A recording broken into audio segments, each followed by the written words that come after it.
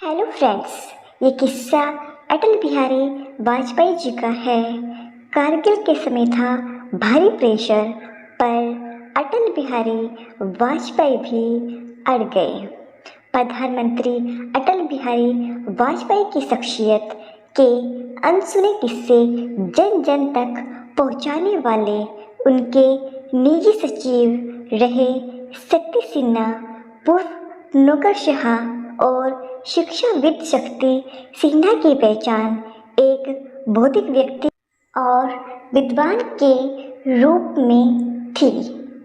कारगिल के समय काफ़ी दबाव था, लेकिन सिन्हा बताते थे, लोग नहीं जानते कि साल 1998 में वाजपेयी के लिए सरकार बनाना और फिर उसे चलाना कितना मुश्किल था। उन्होंने बताया था कि इसके बावजूद उन्होंने परमाणु परीक्षण का और विरोधाभासी तरीके से पाकिस्तान की तरफ दोस्ती का हाथ बढ़ाने का फैसला किया। कारगिल का जब युद्ध हुआ तो उन्होंने साहसिक तरीके से भारत के हितों की रक्षा की। कारगिल का किस्सा सुनाते हुए सिन्हा ने एक इंटरव्यू में बताया था कि कारगिल युद्ध के समय अटल बिहारी वाजपेयी पर काफ़ी दबाव था। कहा जा रहा था कि दोनों न्यूक्लियर पावर देश हैं, गड़बड़ हो सकती है, सीज फायर कराइए। लेकिन वाजपेयी अड़े रहे कि युद्ध विराम तभी होगा जब पाकिस्तान की फौज LOC पार करके जाएगी। सिन्हा बताते हैं कि तब उन्हें लगा था कि वाजपेयी के आने से भारत में बदलाव आया है। भारत पहले उतना कॉन्फिडेंट नहीं था, अब भारत बदल गया है और उसे दुनिया अलग नज़रिए से देखने लगी थी। वह कहते हैं कि नेहरू से लेकर वाजपेयी, मोदी तक हर प्रधानमंत्री ने पाकिस्तान की तरफ दोस्ती का हाथ बढ़ाने की कोशिश की, लेकिन सबको नकारा गया।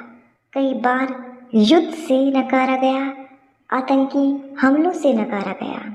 वाजपेयी लाहौर गए और उन्होंने मुशर्रफ को आगरा ज़रूर बुलाया था, लेकिन बॉर्डर के हालात देख सेना का मोबिलाइजेशन भी पूरा किया।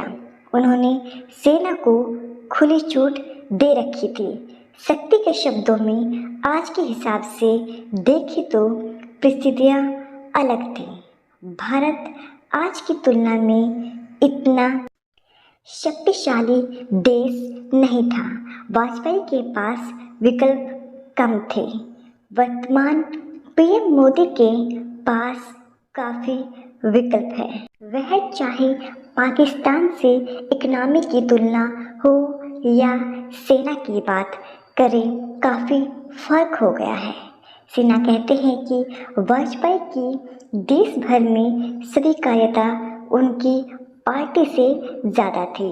बहुत बार लोग कहते थे the right man in the wrong party. वह इसे कहकर नकारते थे कि अगर फल मीठा है तो पेड़ भी अच्छा ही होगा, खराब पेड़ से मीठा फल तो नहीं निकलेगा। बीजेपी के कोर वर्कर तो वोट देते ही थे, उस दायरे को तोड़कर बाहर निकलना था जिसके लिए बीजेपी को वाजपेयी की ज़रूरत थी। उन्होंने साफ कहा था कि बतौर PM वाजपेयी का संघ के साथ जरूर भेद रहा होगा। यह सबको पता था, हालांकि हर मुद्दे पर वे सहमत नहीं थे। इसका मतलब यह नहीं कि वह साथ नहीं थे। वह कहते हैं कि मतभेद है, मनभेद नहीं। सिन्हा बताते हैं कि 35 साल से वाजपेयी कह रहे थे कि भारत को न्यूक्लियर टेस्ट करना चाहिए, भारत को न्यूक्लियर पावर बनना है।